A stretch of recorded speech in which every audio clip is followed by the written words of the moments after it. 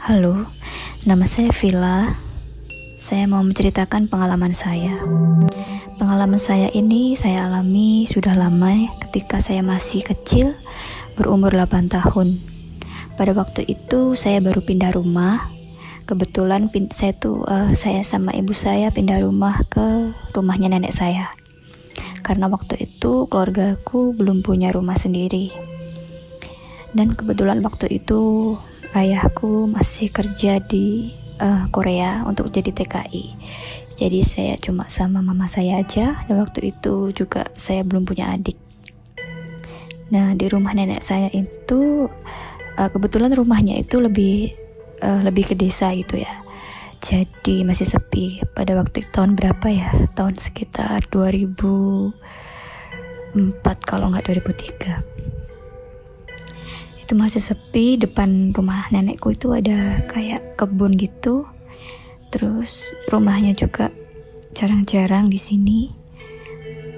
Nah, rumahnya nenekku itu luas, nggak besar tapi luas. Di tengah-tengahnya itu ada pekarangannya, jadi kayak halaman terbuka. Sedangkan terasnya lebar. Di depannya itu ada pohon pisang dan 2 pohon mangga. Pada awal pindah di situ, semua masih baik-baik saja. Saya juga masih kecil, harus menyesuaikan diri ya di lingkungan baru. Tapi saya sudah mulai kenal teman-teman yang sebaya di sana. Nah, pada waktu itu saya dan mamaku tuh menempati kamar paling belakang dekat dapur. Sedangkan nenek saya itu kamar depan. Jadi di rumah tuh kita cuma bertiga. Karena kakek saya juga udah meninggal. Pada waktu sore hari saya dengar di suatu maghrib gitu ya. Aku masih ingat banget mama saya tuh ngomong sama nenek saya. Kalau dia pas mandi itu tuh dia lihat ada bapak-bapak berambut putih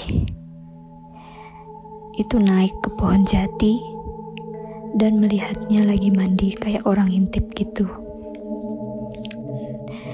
Jadi dia tuh langsung takut, terus pakai handuk cepat-cepat masuk ke dalam rumah. Tapi nenek saya pun juga bingung. Masa maghrib-maghrib ada bapak-bapak udah tua bisa manjat pohon jati gitu kan? Tapi nenek saya tuh kayak udah terbiasa gitu di situ. Kayak ya udah biasa, jadi ya nggak apa-apa.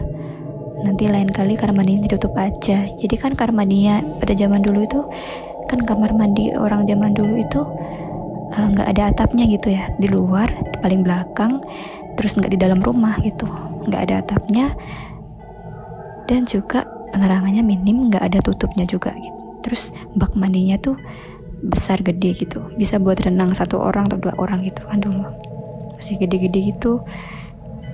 Ya udah, akhirnya mamaku juga udah tenang. Dan beberapa hari setelahnya itu aku mulai menyadari hal aneh lagi. Pada waktu malam, aku dan mamaku itu kebangun sekitar jam 12 malam atau jam 1, pokoknya tengah malam. Waktu itu aku masih inget banget. Itu kan kamarnya tadi di dekat dapur ya. Itu ada suara orang lagi masak. Orang lagi masak kayak sibuk, terus ada panci-panci. Itu kayak apa ya? Ya kayak orang masak itu loh, kayak orang sibuk lagi masak, terus suaranya tuh benar-benar kencang banget. Nah, aku sama mama aku tuh kan juga bingung kan. Loh, ini jam berapa? Kami kira tuh nenek yang lagi masak. Kenapa malam-malam masak? Malam-malam kenapa masak? Gitu. Ya udah, akhirnya mamaku buka pintu dan ternyata gak ada orang di dapur. Tapi alat-alat masaknya itu berserakan. Jadi ada sendok, ada panci, ada wajan, semuanya berserakan. Nah, dikiranya emang mungkin nenekku lagi habis masak gitu kan. Tapi kenapa kok berantakan?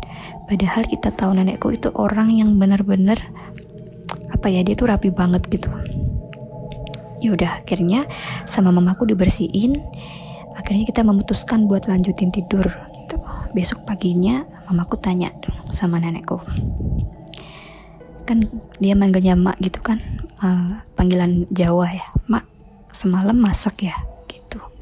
Tapi nenekku jawab enggak gitu, ngapa masak bengi-bengi. Terjemahnya kenapa masak malam-malam gitu. Terus akhirnya mamaku cerita, semalam itu ada orang masak di dapur.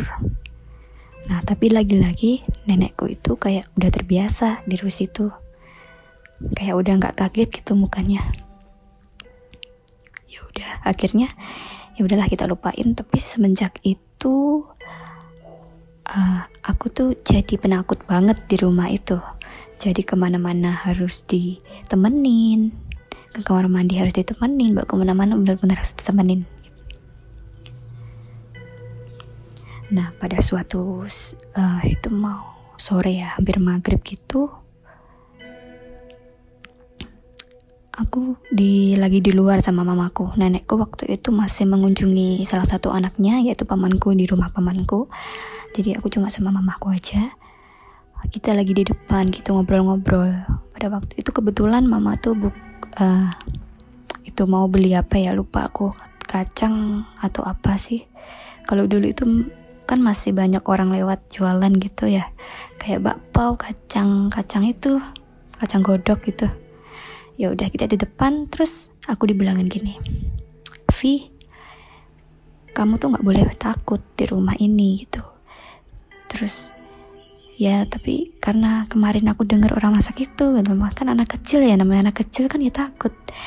Terus mamaku bilang gini, coba kamu ambil air putih sendiri di dapur gitu kan. Nah kebetulan tuh rumahnya kan luas banget tuh, jadi kalau dari halaman depan ke dapur itu harus ngelewatin taman yang di tengah-tengah itu, halaman di tengah-tengah itu, pokoknya ada lorong, kayak lorong gitulah ya. Jadi jauh banget bagi anak kecil kayak aku tuh, jauh banget gitu di dapur. Coba kamu ambil air putih gitu di dapur sendiri, kamu harus berani. Terus gimana ya, namanya anak kecil masih takut. Tapi mamaku bilang, kalau kamu berani nanti tak beliin mainan, karena aku dulu suka Barbie tuh. Ya udah nanti tak beliin Barbie. Nah aku jadi semangat dong. Ya udah aku berani, aku bilang gitu. Nah sambil kayak anak kecil nyanyi-nyanyi, jalan-jalan santai di dapur gitu kan, sambil nyanyi-nyanyi. Nah pada di dapur saat itu, pas aku nyampe dapur, aku lihat kakek-kakek. Aku masih merinding sampai sekarang kalau inget. Gimana ya, itu masih inget banget wujudnya tuh, kakek-kakek, rambutnya panjang, pakai baju putih kayak jubah gitu. Terus dia bawa tongkat, dan tongkatnya itu juga putih. Jadi semuanya tuh putih gitu. Aku masih merinding sih kalau ingat. Itu bener-bener apa ya, semuanya dari rambut sampai ujung kaki tuh pakai putih semua gitu. Dia tuh kayak apa ya, jalan pakai tongkatnya itu kayak mondar-mandir di dapur. Nah sebagai anak kecil tahu lihat kayak gituan, aku tuh langsung kayak mematung gitu loh, kayak gimana ya, kayak orang shock gitu, diem lama gitu, tapi udah gemeteran gitu. Nah akhirnya setelah dapet tenaga, aku langsung lari lagi ke depan sambil nangis, sambil teriak mama gitu kan. Aku bener-bener masih inget, aku nangis banget, teriak-teriak kayak orang gila waktu itu. Ya udah akhirnya mamaku dengar suaraku, dia langsung ngampirin aku. Kenapa gitu, dia tanya. Di belakang ada kakek gitu. Terus mama kan bingung, kakek siapa? Ada kakek, aku sambil nangis gitu sih bilangnya. Nah akhirnya memberanikan diri, aku digendong sama mama, diajak ke belakang. Mamaku tuh waktu itu masih berpikiran positif, mungkin itu tetangga kali mau minta gula, minta kopi, kayak gitu kan. Di desa dulu sering kayak gitu, masih minta gula, minta kopi gitu. Akhirnya digendong ke belakang, dan ternyata kakeknya itu udah gak ada siapa-siapa, dan pintu dapur itu dikunci dari dalam gitu. Yaudah itu habis itu bener-bener aku gak berani kemana-mana sendiri, kayak orang parno gitu ya. Tapi tapi ya mama udah nggak bisa kemana lagi gitu, kita nggak punya rumah, masihan ya aku juga masih kerja gitu kan, ya udah mau gimana lagi. Dan kejadian terakhir itu yang aku inget pada malam-malam lagi itu, aku sama mamaku dengar orang masak lagi. Tapi karena mamaku tahu aku takut banget, dia pura-pura nggak dengar gitu. Ya udah, dia tetap kayak meluk aku buat tidur gitu kan. Besok paginya beneran wajan, panci, semuanya alat dapur tuh berantakan lagi. Ya udah, mamaku tuh dibersihin. Nah pas aku mau mandi, buka pintu belakang, itu di tembok ada bekas tangan besar banget. Warnanya hitam keunguan, beneran besar itu bekas tangan. Gimana ya, mungkin kalau sama tangan orang dewasa tuh 4 kali atau 5 kalinya, besar banget. Dan aku tuh juga kalau sekarang ingat tuh masih heran gitu ya, itu tangan apa, bekas tangan apa gitu loh. Kalau misal itu bekas cat atau orang iseng tangannya dikasih cat terus ditempelin tuh buat apa juga kan, tapi nggak mungkin gitu, tangan orang dewasa aja masih kurang besar gitu, tangannya tuh besar banget terus kayak nempel, kayak gosong di tembok gitu loh. Nah itu masih inget banget sampai sekarang. Nah tapi karena ya itu terakhir kejadian yang aku inget, sebelum akhirnya mungkin aku di sana itu sama mama bertahan sekitar 6 bulan sih di rumah nenekku. Ya kejadian yang paling aku inget ya lihat kakek-kakek tadi itu benar-benar sampai sekarang masih inget banget. Dan sebenarnya masih ada suara-suara kayak gitu, tapi yang masih aku ingat sampai sekarang itu kejadian itu. Akhirnya selama 6 bulan di sana aku akhirnya pindah karena ayahku tuh udah bisa ngontrak rumah gitulah ya, bisa ngontrak rumah sendiri buat aku sama mama sebelum dia pulang ke Indonesia. Jadi kayak gitu ceritanya. Nah bekas tangan yang besar tadi itu kan setelah aku pindah dari sana itu masih bertahan tuh bekas tangannya. Mungkin itu